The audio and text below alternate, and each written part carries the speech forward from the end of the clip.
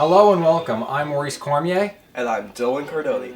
And in today's episode of the Film Geeks Show, we're going to talk about the importance of Citizen Kane.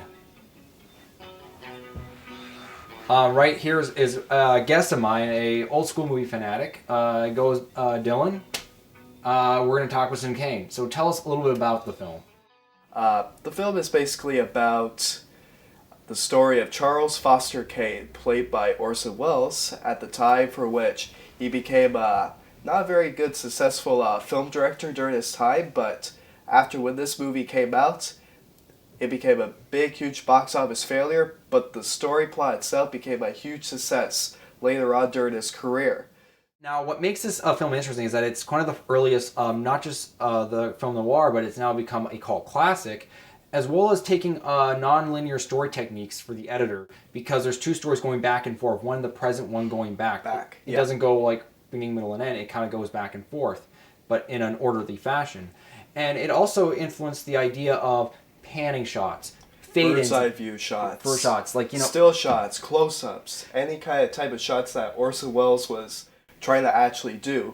He got that all from John Ford, because he watched it around 130 to 200 times watching that Stagecoach movie that became a big success in 1939. Mm-hmm. So that's how he got all those close-up shots, those bird's eye view. And he took it to the next level. Yeah, exactly. And not to mention, he used kind of suspenseful kind of lighting techniques to kind of set a certain mood, so that kind of changed it.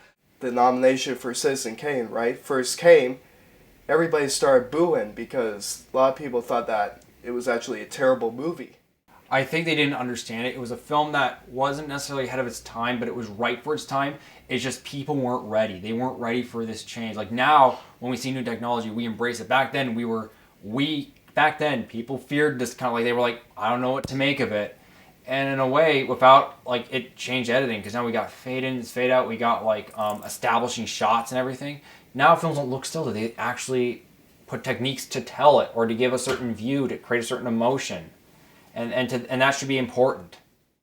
It changed everything, and now since then, that's how you see your movies. And I think people should watch it for that kind of, as well as the story that they make that's engaging.